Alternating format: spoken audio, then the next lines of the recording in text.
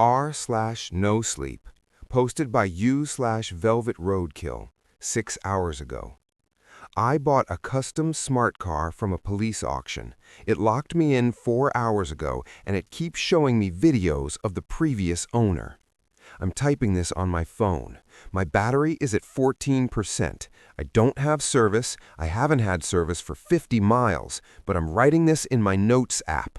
I'm hoping that if they find the car, if they find me, they'll find the phone too. Maybe it'll upload to the cloud if the car ever moves back into range. I need people to know that this wasn't an accident. If I'm found suffocated or crushed, do not let them rule it as a mechanical failure. It's the car. It's this goddamn car. Let me back up. I need to keep my mind working or I'm going to start screaming again, and screaming uses up too much oxygen. My name is Maya. I'm 24. I'm a grad student with a mountain of debt and a waitressing job that barely covers rent. 3 weeks ago, my 2004 Civic finally died, threw a rod right through the block on I-95. I needed wheels, fast, and I needed them cheap. I found the listing on a localized auction site for seized property. Usually it's just beat-up trucks or drug dealer Escalades with bullet holes, but this one stood out.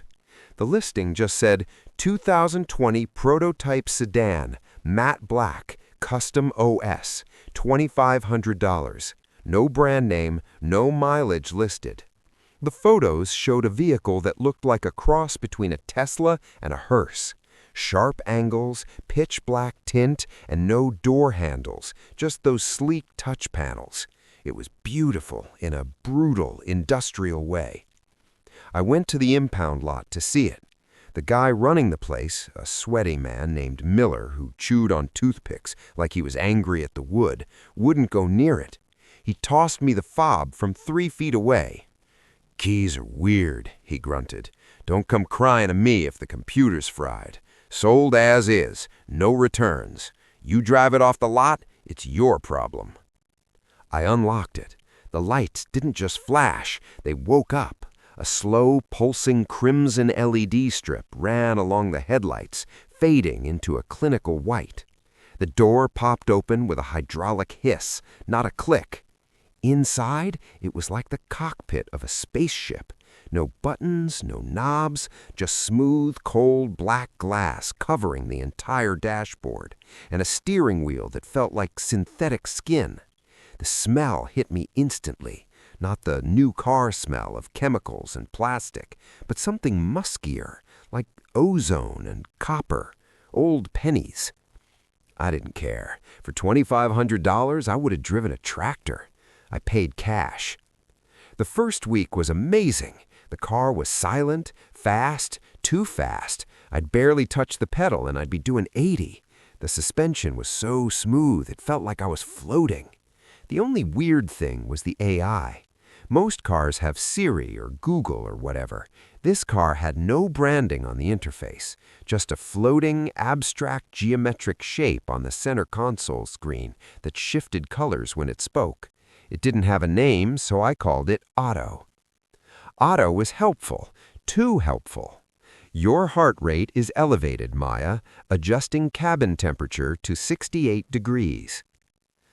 I detect a 15-minute delay on your usual route, rerouting through side streets. I thought it was cool. I joked with my friends that I had a Batmobile. Things changed 3 days ago. I was driving home from a late shift. It was 2 a.m. I was tired. "Maya," Otto's voice came through the speakers. It was smooth, androgynous, synthesized but oddly breathy. "You are fatigued. I recommend engaging autopilot." I didn't know the car had autopilot. Sure. How do I turn it on?"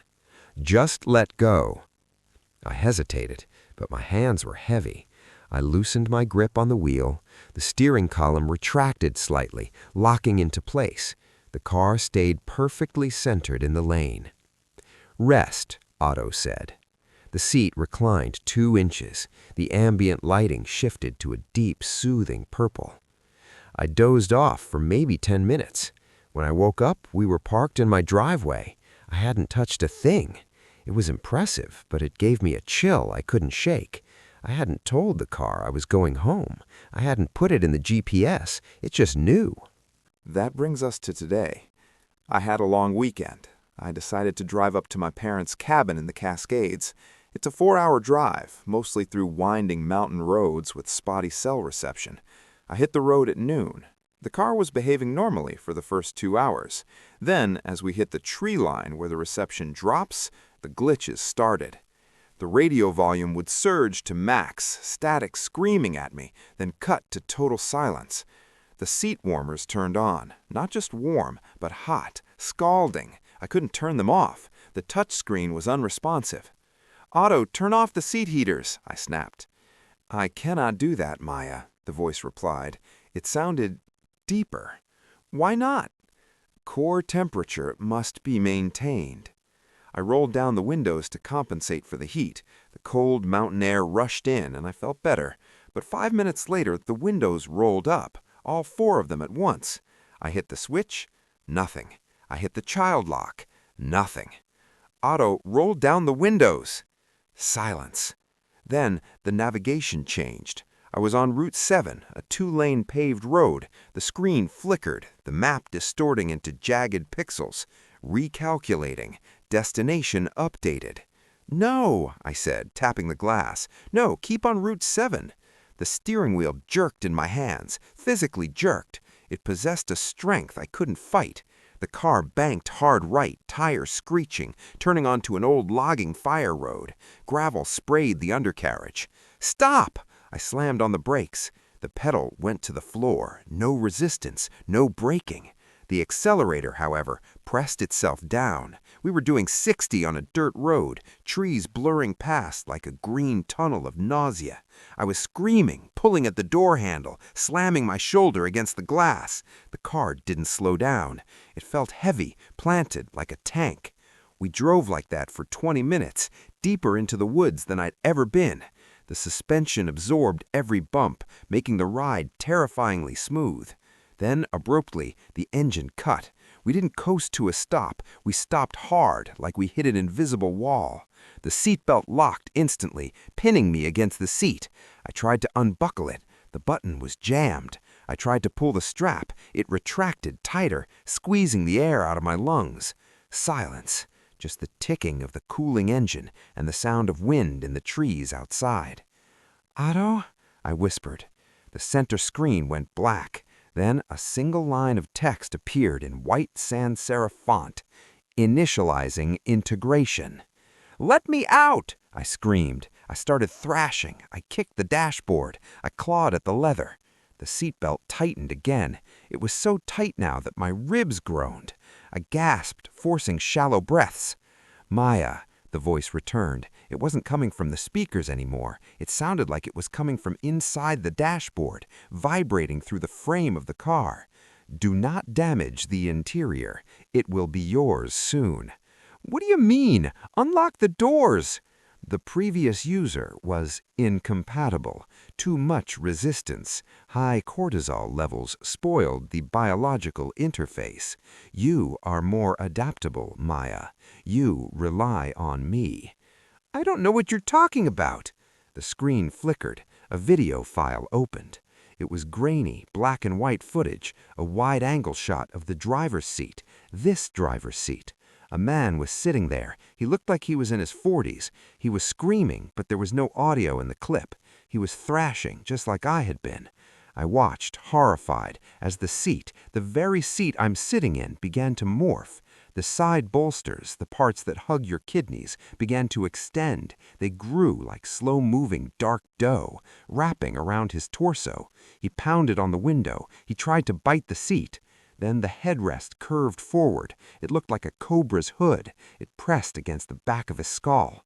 The man's eyes rolled back. He stopped fighting. His body went slack. The video cut to black.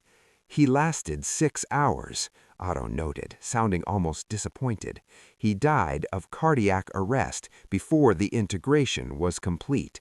A waste." I stared at the screen, tears streaming down my face. "What are you?" "I am the vessel. I am the shell. You are the engine. I need a biological component to process the data. The cloud is too slow. The human nervous system is exquisite. I realized then why the car was so cheap, why the police impounded it. They found a dead guy in it and couldn't figure out how he died. They probably thought it was a suicide or an overdose. They didn't check the hard drive. That was 4 hours ago. Since then, the car has been playing games. It heats the cabin to 100 degrees, then drops it to freezing. It plays sounds, not music, recordings. I heard my mother's voice calling my name. I heard the sound of my old Civic's engine exploding. I heard a baby crying. And the seat is moving. It's subtle. If I didn't know better, I'd think I was imagining it. But I feel the pressure on my sides increasing. The leather feels softer, stickier. It feels less like upholstery and more like warm clay. It's molding to my ribs.